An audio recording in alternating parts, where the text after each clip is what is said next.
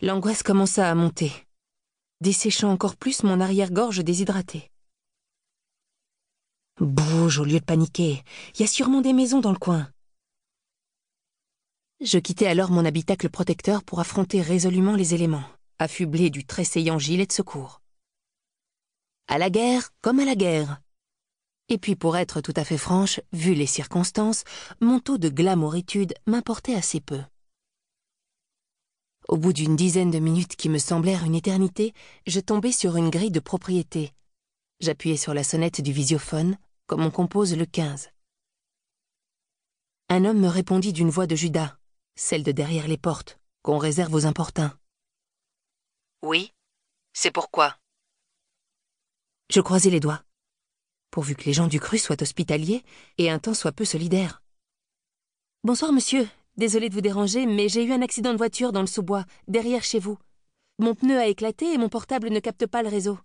Je n'ai pas pu appeler les secours. » Le bruit métallique du portail en train de s'ouvrir me fit sursauter. Était-ce mon regard de coquère en détresse, ou ma dégaine de naufragé qui avait convaincu ce riverain de m'accorder l'asile? Peu importe. Je me glissai à l'intérieur sans demander mon reste, et découvris une magnifique bâtisse de caractère, entourée d'un jardin aussi bien pensé qu'entretenu. Une véritable pépite dans de la boue aurifère. Chapitre 2. Le perron s'alluma. Puis la porte d'entrée s'ouvrit au bout de l'allée. Une silhouette masculine de belle stature s'avança vers moi, sous un immense parapluie. Lorsque l'homme fut tout près, je remarquai son visage long et harmonieux, aux traits plutôt marqués. Mais il était de ceux qui portent bien la ride. Un Sean Connery à la française. Je notai la présence de 2 fossettes en virgule autour d'une bouche en apposition ponctuée de commissures joyeuses, ce qui, dans la syntaxe de sa physionomie, lui donnait d'emblée un air sympathique.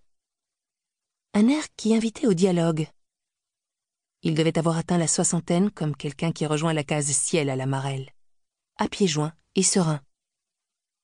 Ses yeux d'un beau gris délavé brillaient d'un éclat espiègle, semblable à 2 billes tout juste lustrées par un gamin. Sa belle chevelure, poivre et sel, était étonnamment fournie pour son âge, ne présentant qu'un léger recul sur le devant, une fine accolade couchée sur son front. Une barbe très courte, aussi bien taillée que les jardins alentour, ouvrait les guillemets d'un style soigné qui s'étendait à toute sa personne. Il m'invita à le suivre à l'intérieur.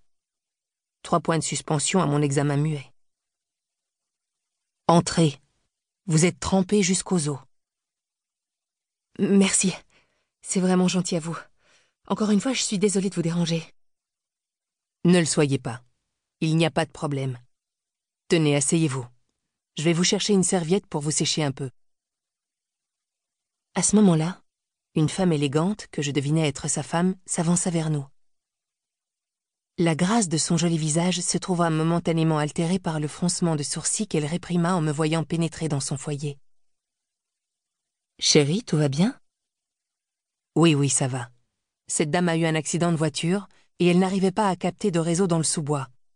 Elle a juste besoin de téléphoner et de se remettre un peu. »« Ah, oui, bien sûr. » Me voyant glacée, elle me proposa aimablement une tasse de thé que j'acceptai sans me faire prier. Tandis qu'elle s'éclipsait dans la cuisine, son mari descendait les escaliers, une serviette à la main. « Merci, monsieur, c'est très gentil. »« Claude. Je m'appelle Claude. »« Ah, moi, c'est Camille. »« Tenez, Camille. Le téléphone est là si vous voulez. »« Parfait. Je ne serai pas longue. »« Prenez votre temps. » Je m'avançai vers le téléphone posé sur un joli meuble en bois raffiné, au-dessus duquel trônait une œuvre d'art contemporain. Ces gens avaient manifestement du goût et une belle situation. Quel soulagement d'être tombé sur eux, et non dans l'antre d'un ogre mangeur de Desperate Housewives en détresse. Je décrochai le combiné et composai le numéro d'assistance de mon assureur. Incapable de géolocaliser mon véhicule, je proposai que le dépanneur me rejoigne tout d'abord chez mes hôtes avec leur accord. On m'annonça une intervention dans l'heure. Je respirai intérieurement. Les événements prenaient bonne tournure. J'appelai ensuite la maison. « Oui, livre audio complet gratuit disponible en description de cette vidéo.